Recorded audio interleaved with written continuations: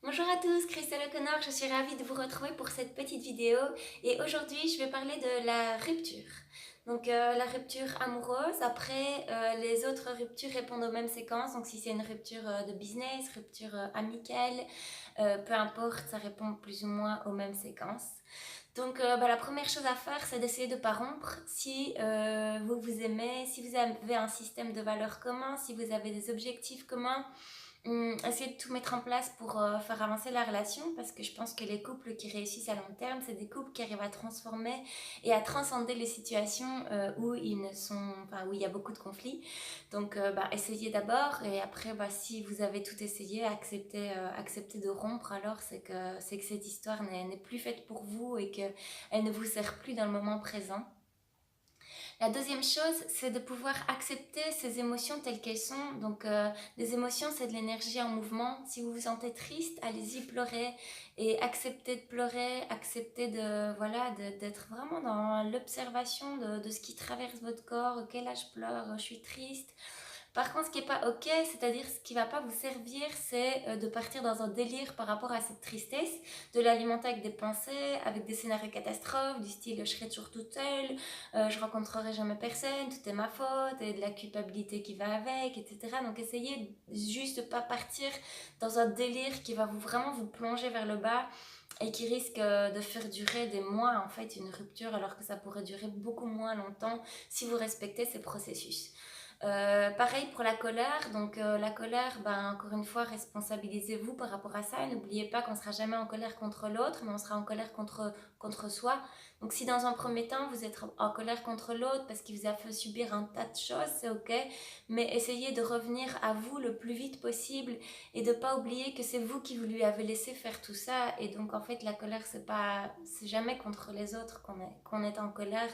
Donc rappelez-vous ça et essayez de rester le plus digne possible, ce qui n'est pas forcément évident parce que le couple réveille nos passions les plus primaires, nos instincts animaux.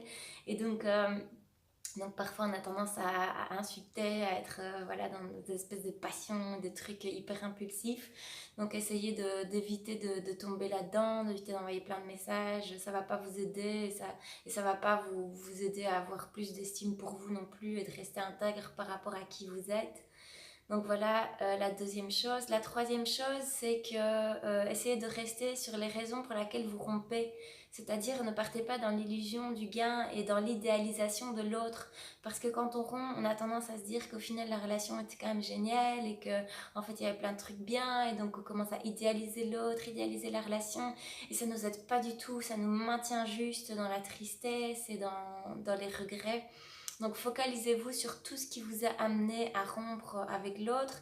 Ça ne veut pas dire que vous ne pouvez pas penser au bon moment, mais essayez dans un premier temps, en tout cas, de rester focalisé sur les éléments qui vous ont amené à rompre parce que ça va vous aider et que dès que vous serez plus triste, vous pourrez repenser à tous les bons moments et vous pouvez là voir tous les avantages et tout ce que cette relation vous a apporté et appris. Je pense que c'est important de le faire aussi, mais dans un second temps. Et surtout, prenez soin de vous, devenez votre meilleur ami, vous allez juste vous donner plein d'amour, plein de bienveillance, faites des activités qui vous font du bien, vous allez marcher dans la nature, vous respirez, vous méditez, essayez de rester un maximum en contact avec votre monde à l'intérieur, avec cette espèce de lumière qu'on a tous en nous et qui nous permet de plus jamais nous sentir seuls. Essayez de faire vraiment des méditations, ça va vraiment vous aider à rester centré, rester connecté à votre cœur et à prendre vraiment, vraiment soin de vous.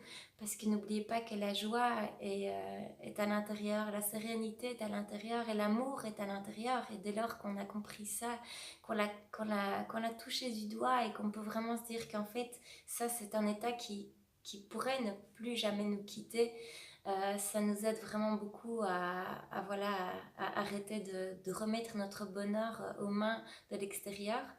Et n'oubliez pas qu'il n'y a qu'une seule vraie histoire d'amour dans la vie et c'est celle que vous allez vivre avec vous-même. Donc célébrez cette histoire d'amour et soyez là pour vous, quoi qu'il arrive, soyez là pour vous, aimez-vous, faites-vous du bien, soyez bienveillants avec vous. Et donc voilà, je répète les 5 étapes. Donc d'abord, essayez de ne pas rompre. Si c'est le cas, ok, acceptez d'être triste, acceptez d'être en colère, mais ne restez pas dedans. N'alimentez pas la boucle et de commencer pas à vous raconter des délires par rapport à tout ça.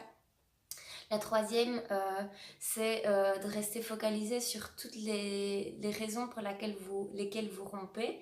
Et la quatrième, c'est de vous aimer, d'être là pour vous, de prendre soin de vous, mais comme jamais, et en fait que ça devienne une obsession, de prendre soin de vous, que ça devienne une obsession.